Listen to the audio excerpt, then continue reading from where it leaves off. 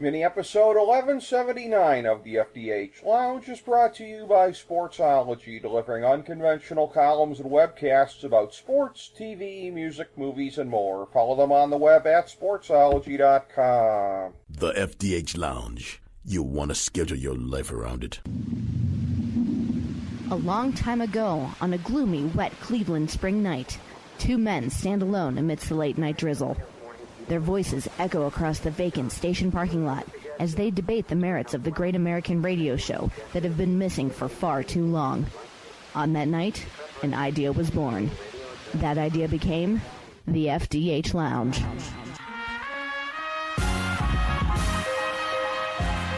Welcome to the FDH Lounge. Hello and welcome to FDH Lounge mini episode 1179, part of our FDH Lounge Look Back, Look Ahead series with the 2010s and 2020s. This is our examination of the NHL during these time periods. We've got our top players of the 2010s and top projected players of the 2020s and most important storylines of each decade as well. We start with our top 5 players of the 2010s. Number 5, Evgeny Malkin. Number 4, Henrik Lundqvist. Number 3, Patrick Kane. Number 2, Alex Ovechkin. Number 1, Sidney Crosby. For honorable mention, it's Steven Stamkos, Erik Karlsson, Claude Giroux, Anze Kopitar, and Carey Price. Here's how we project the 2020s. Number 5, Nikita Kucherov. Number 4, Leon Draisaitl. Number 3, David Pastrnak. Number 2, Nathan MacKinnon. Number 1, Connor McDavid. For honorable mention, it's Jordan Binnington, Cale Makar, Sebastian Aho, Austin Matthews, and Jack Eichel. Here's our top 5 storylines of the 2010s. Number 5, it wasn't exactly the golden age of the goalie. Henrik Zetterberg established himself as clearly the best of his generation, even with just a single Eastern Conference title to his credit, albeit he's had a tremendous international career.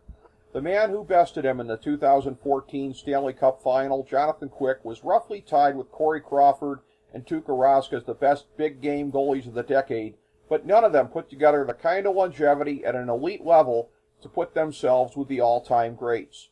Carey Price became one of the best international goalies in Canadian history, but partially because he was bereft of those star-laden blue lines in front of him, was unable to replicate that success for Montreal.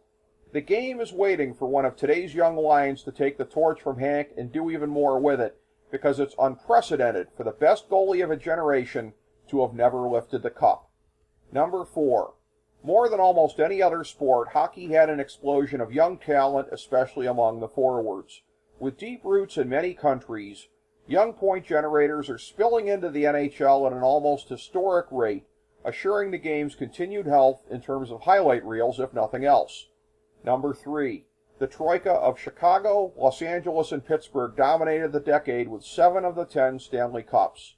All of the Hawks and Kings Cups predated the Penguins ones, and the Hawks and Kings are of course both in the West, so they never met on the biggest stage, but Game 7 of the 2014 Western Conference Finals was one of the greatest and most important games in recent league history, given what was at stake for the two teams. Boston also won a cup and came up short in the finals 2 other times, and 2018 stood out both for Alex Ovechkin and Washington finally breaking through, and Expansion Vegas being their foe on the grandest stage in their first year of existence. Oh, and Laura Branigan won the 2019 Stanley Cup for St. Louis. Number 2. A cultural change visited the game, first in terms of greater player protection vis-a-vis physical contact, and then the revelations of molestation and other wrongdoings perpetrated on junior players, and the final nails in the coffin of the media career of Don Cherry. Hockey's ethos has always been defined by the strain of Canadian culture that is uniquely blunt and blue-collar, so its adaptation to a society that is not tolerant of that way of thinking will not be without its bumps in the years ahead. Number 1, even as the Canadian roots of hockey were celebrated like never before with the proliferation of outdoor games, the country's historic Stanley Cup drought pushed past a quarter century and kept on going. In 2010, Vancouver replicated the close calls of their own franchise in 1994, Calgary in 2004, and Edmonton in 2006, if not the rout of Ottawa in 2007, and then Canada replicated the record 9-year drought of Cup appearances established from 1995 to 2003. For most of the decade, Canadian teams didn't pose much of a threat to take the cup collectively, only springing back more strongly to contend in the late 2010s. The return of a talented young team to Winnipeg helped matters. Meanwhile, despite being the worst of times for Canadian teams in terms of the all-important cup, it was the best of times internationally, with Canada triumphing repeatedly at the NHL level in the Olympics and World Cup against a deep field of strong hockey countries. And here's our top 5 storylines looking ahead to the 2020s. Number 5. There will continue to be plenty of opportunities to market young stars to the mainstream, and hopefully the league will uncharacteristically take advantage of them. Blowing the chance to market the truly unique Sedin twins was unforgivable, but there are always new chances available with the star power of this league. Whether it be Johnny Hockey or somebody else, the NHL desperately needs some star power to break into the mainstream, but first, it will have to realize and accept the necessity. Number 4. In a sport singularly unafraid of labor war, the chance for labor peace actually looms. 2 years ahead of the CBA having to be dealt with, cautious optimism is in the air for a sport that has never had anything go easily in that arena. Given that each shutdown has interrupted precious momentum for the sport, a deal must be ironed out before that doomsday scenario materializes again. Number 3. With more expansion ahead with Seattle, the league must avoid getting watered down as they did following the previous cycle of addition. This shouldn't be an issue with a deeper international talent base and less aggressive expansion overall for the league this time around, which would avoid a self-inflicted wound that the league can't afford. Number 2, will the offensive spike of 2019 continue unabated into a new decade?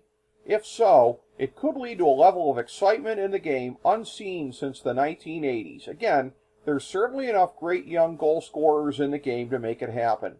Number 1, hockey will have to find its way culturally in the modern world.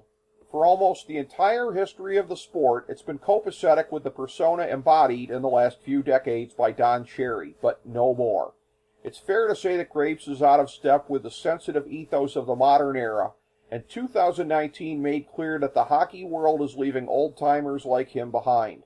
How will the culture of hockey mesh with the society of the 2020s now that it's determined to do so? The success in keeping their loyal base of fans happy will depend in large part on how they manage this balance. Thank you for joining us for this mini episode of the FDH Lounge.